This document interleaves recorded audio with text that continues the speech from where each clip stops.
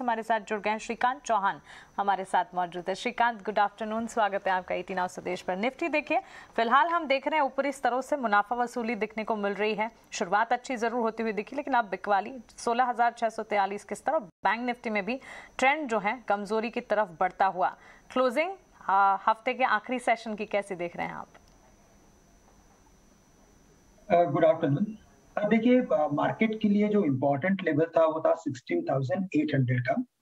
ये मार्केट के लिए एक अल्टीमेट रेजिस्टेंस है और यहाँ से अब जब तक मार्केट 16,800 के लेवल्स को क्रॉस नहीं करता तब तक हमें लगता है कि मार्केट वापस एक बार 16,400 और 16,800 के रेंज में कंसोलिडेट करते हुए नजर आएगा।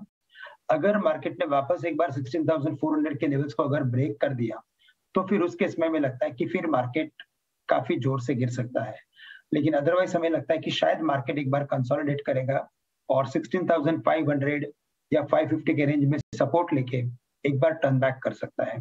तो जैसे मार्केट आज गैप अप हुआ था, उस गैप अप के बाद हमें लग रहा था कि मार्केट 16,800 के लेवल्स को क्रॉस करके उसके ऊपर सस्टेन हो जाएगा, लेकिन वो हुआ नहीं है। तो शायद अभी मुझे लगता है कि मार्केट एक बार 16,600 के लेवल्स को अगर ब्रेक करके अगर उसके नीचे क्लोज करता है तो थोड़ी दिक्कतें आएगी।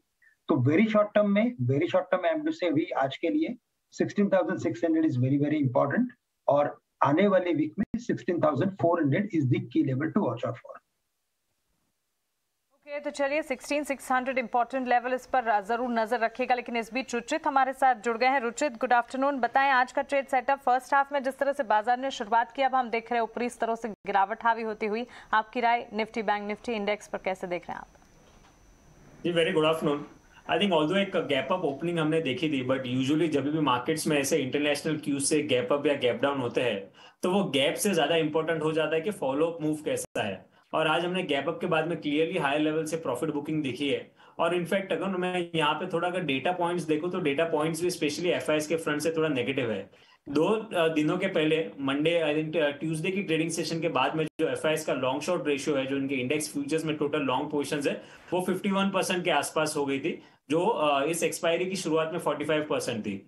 अब वो 51 से लास्ट 2 ट्रेडिंग सेशन में उन्होंने अपनी लॉन्ग पोजीशंस अनवाइंडिंग की है और कुछ शॉर्ट नए फ्रेश शॉर्ट भी ऐड किए हैं, जिसके कारण उनकी लॉन्ग शॉर्ट रेशियो 39% तक अब आ गई है। और अब रिसेंट अगर हिस्ट्री देखें तो रिसेंटली जब भी एफआईएस के आंकड़े जब नेगेटिव होते हैं कि जहां पे उनकी शॉर्ट पोजीशन ज्यादा रहती है, तो उस समय पे मार्केट में हम करेक्टिव फेज दिखते हैं। तो हमारा मानना है कि मार्केट में एक करेक्टिव फेज की शुरुआत अब फिर से हो सकती है। अब except IT, Reliance and some selective FMCG names, आप देख रहे हैं कि बाकी सभी के सभी सेक्टर्स में यहाँ पे आज सेलिंग प्रेशर है और हायर लेवल से सेल ऑफ स्टार्ट हुआ है अच्छे वॉल्यूम्स के साथ में। तो हमें लग रहा है कि मार्केट का अपसाइड अब काफी लिमिटेड है। 16,750, 16,850 ये एक रेंज है जहां पे मेजर हडल है।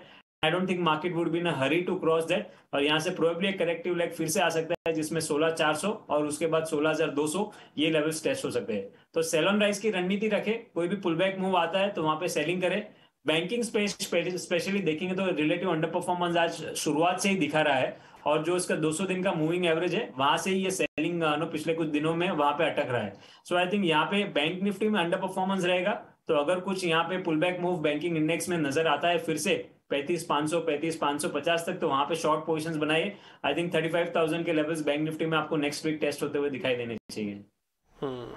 आज दिक्कत एक्चुअली में शुरुआत जो हुई है वो बैंक निफ्टी से हुई है, वो होनी भी चाहिए थी, क्योंकि बैंक के पास ना तो टीसीएस है, ना ही इन्फोसिस है और ना ही रिलायंस इंडस्ट्रीज है जो निफ्टी के पास है।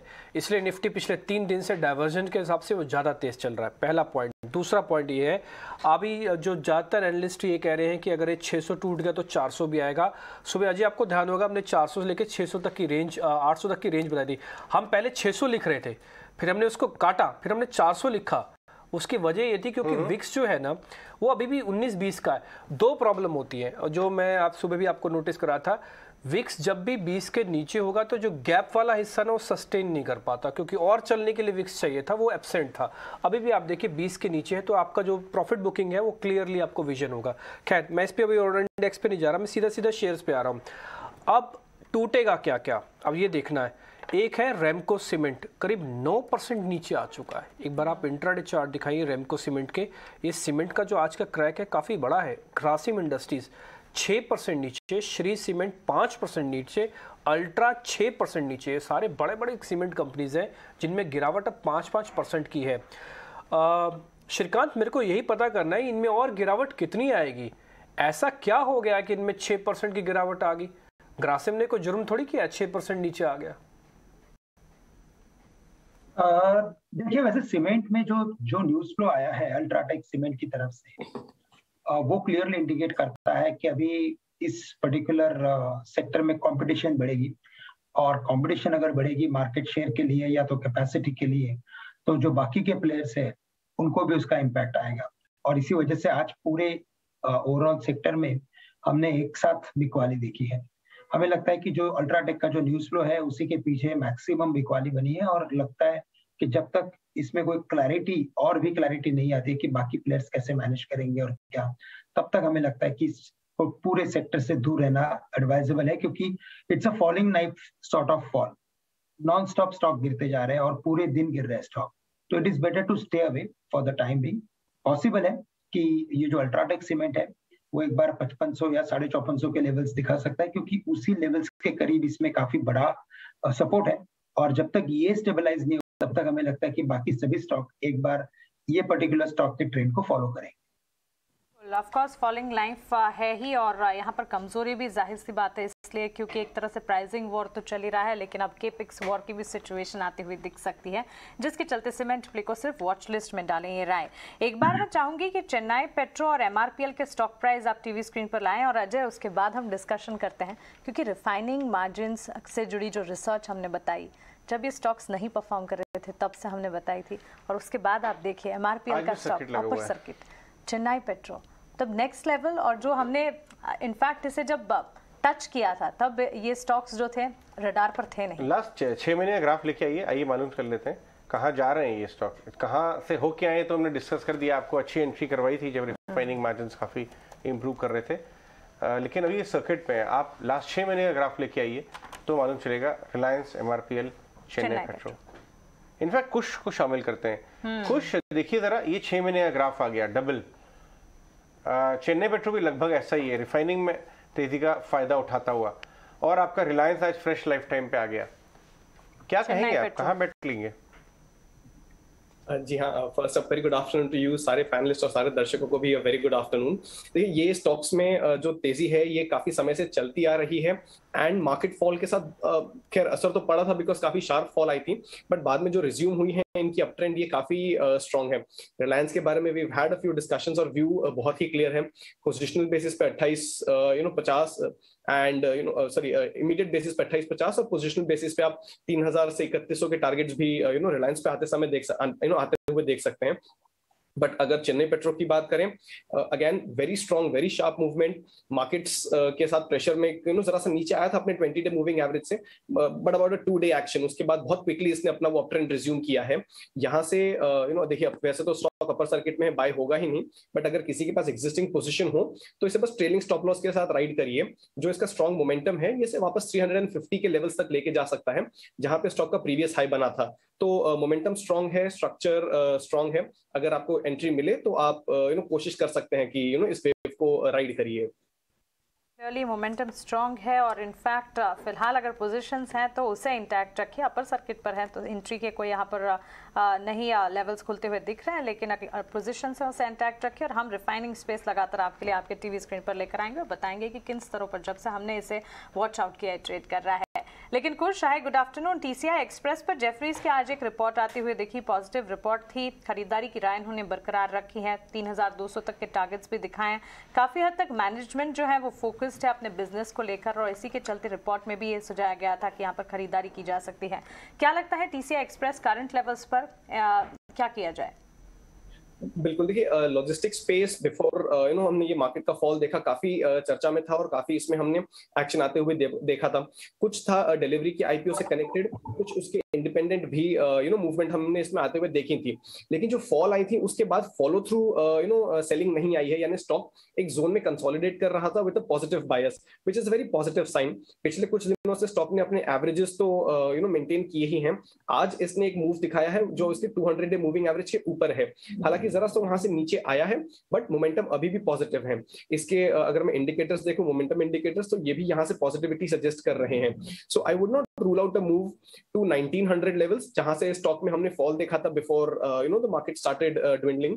तो 1900 के जो लेवल्स हैं, आने वाले कुछ समय में ये स्टॉक उन लेवल्स तक फिर से जा सकता है। यहाँ जो स्टॉप लॉस अगर कोई चाहे तो 1635 के जो लेवल्स हैं, जहां पे इसका शॉर्ट टर्म एवरेज बन रहा है, उसको लेके चलिए। पे of is very favourable, momentum is also with the stock.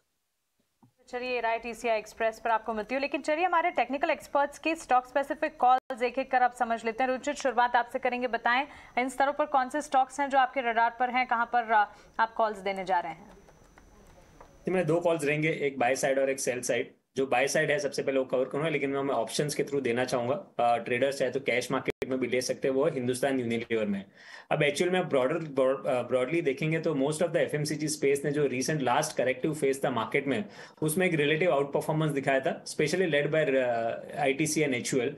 और एचयूएल एक राइजिंग चैनल में ट्रेड कर रहा है, जिसमें एक करेक्टिव फेज हम पिछले 2 दिन पहले देख चुके हैं, और स्टॉक अपने 20 EMA के आसपास सपोर्ट लेके अब फिर से वो राइजिंग चैनल के हायर एंड की तरफ जा रहा है। तो I think irrespective of market movement, ये एज ए डिफेंसिव इसमें डाउनसाइड काफी लिमिटेड लग रहा है। तो करंट लेवल्स पे अगर ऑप्शंस में ट्रेड करना चाहते हैं तो 2300 का कॉल ऑप्शन अभी 58 के आसपास ट्रेड कर रहा है, वो 49 के स्टॉप लॉस से खरीदारी की जा सकती है 85 तक के टारगेट के लिए। सिमिलरली कैश मार्केट में भी लिया जा सकता है। और जो सेल साइड ट्रेड है वो मेरा मारुति में रहेगा। मारुति का अगर स्ट्रक्चर देखे तो जो प्रीवियस स्विंग हाइस थे उसके आसपास एक डबल टॉप बना के वहां पे आज एक वीकनेस दिखाई है, जहां पे शॉर्ट फॉर्मेशंस है डेरिवेटिव्स के सेगमेंट में, और इंपॉर्टेंट शॉर्ट टर्म चार्ट्स पे देखेंगे तो इंपॉर्टेंट सपोर्ट्स ब्रेक हुए। तो यहाँ पे आई थिंक मारुति में आगे चल के एक वीकनेस रहेगी। इनफैक्ट मैं पूरे ऑटो स्पेस में भी देखूँ तो पूरे ऑटो स्पेस में आज काफी वीकनेस हायर लेवल से नजर आई है। तो यहाँ पे थोड़े से पुल बैक मूव पे शॉर्ट करें 7800 के आसपास, इसमें शॉर्ट पोजिशन बनाए, 7900 का स्टॉप लॉस रहेगा, और 7625 के टारगेट हमें स्टॉक में आते हुए देख सकते हैं। ये इंटरेस्टिंग कॉल है आपकी, क्योंकि अगर आप देखें तो 3 हफ्ते से मारुति चल रहा है, 8000 तक को छू गया था। तो प्रॉफिट टेकिंग तो ठीक है, लेकिन एक चला हुआ स्टॉक है, पुल बैक के हिसाब से अच्छा शॉर्ट कैंडिडेट आपने ढूंढा है। चलिए आगे बढ़ते हैं और श्रीकांत से भी उसके ट्रेडिंग आइडियाज लेते हैं। श्रीकांत, आप बताइए, आपके पास क्या लॉन्ग शॉर्ट का मिक्स है या बाय ऑन डिप के मूड में? देखिए, वैसे अगर मार्केट के अगर ब्रॉडर ट्रेंड को देखें तो हमें लगता है कि मार्केट में करेक्टिव पैटर्न के फॉर्मेशन में है, और 16,600 के नीचे जब तक मार्केट क्लोज नहीं होता है तब तक हमें लगता है कि मार्केट वापस रिबाउंड कर सकता है। अगर ओवरऑल लास्ट अगर 10 to 15 डेज के चार्ट को देखते हो तो ऐसा लगता है कि एक rounding bottom sort of formation बन रहा है, और अगर ये फॉर्मेशन अगर वैलिडेट अगर करता है निफ्टी तो हम शायद एक बार 17,000 के भी लेवल्स देख सकते हैं। आज 16,800 खुलने के बाद एक्सपेक्टेड था कि मार्केट करेक्ट हो सकता है, लेकिन इतना बड़ा करेक्शन एक्सपेक्टेड नहीं था, बट करेक्ट हो चुका है, which is very good. Next week में वापस क्रेडिट पॉलिसी भी है, तो मार्केट थोड़ा सा मुझे लगता है कि साइडवेज हो सकता है, लेकिन ब्रॉडर अगर ग्लोबल इक्विटीज देखें काफी अच्छा पैटर्न बन रहा है। कई बार हमने यूएस मार्केट्स को रिकवर होते हुए देखा, और इसी वजह से मुझे लगता है कि बाय ऑन डिप्स की स्ट्रेटेजी रखनी चाहिए। और अगर बाय ऑन डिप्स की अगर स्ट्रेटेजी रखते हैं तो इस लेवल पे अगर कोई स्पेसिफिक अगर लॉन्ग पोजीशंस अगर बनानी है मुझे, तो मुझे लगता है कि हमें वापस एक बार ऑटो स्टॉक्स पे फोकस करना है, और वहां पे जो आउट परफॉर्मर है जैसे कि महिंद्रा एंड महिंद्रा है फॉर एग्जांपल, उसे हम करेक्शन में खरीद सकते हैं, क्योंकि वेरी लॉन्ग टर्म पैटर्न पे अगर आप देखें तो काफी बड़ा ब्रेकआउट हुआ है। तो 1030 के करीब चल रहा है, 1030 1020 के करीब इसे लॉन्ग करके चले। हमें लगता है कि ये स्टॉक 1100 1120 के लेवल्स बिल्कुल दिखा सकता है, और साथ ही साथ हमें लगता है कि कुछ एक एफएमसीजी स्टॉक्स में फोकस करें, क्योंकि ये पूरा सेक्टर एक मोमेंटम में है, और अगर इसमें अगर फोकस करना है तो हमें लगता है कि यहाँ पे यूनाइटेड स्पिरिट्स यानी मैकडॉवेल पे फोकस करके चले, क्योंकि यहाँ पे एक साइडवेज पैटर्न बन रहा है, लेकिन ओवरऑल बुलिश लग रहा है। करंट लेवल से 810 812 में रिस्क रिवॉर्ड रेशियो काफी अच्छा है, लॉन्ग करें। स्टॉप लॉस रखे 800 के करीब का, टारगेट्स वापस एक बार 835 से लेकर 840 के हम एक्सपेक्ट कर सकते हैं। तो क्लियरली एफएमसीजी स्पेस पर भी बुलिश नजरिया श्रीकांत की तरफ से। इनफैक्ट टाटा कंज्यूमर को भी अगर देखेंगे शार्प अपटिक का अपने लेवल से दिखा रहा है। आज दिन भर का तेजी के साथ ही ट्रेड करने के बाद एफएमसीजी प्ले ये भी और इसमें भी कमजोर बाजार में हम मोमेंटम देख रहे हैं। कुछ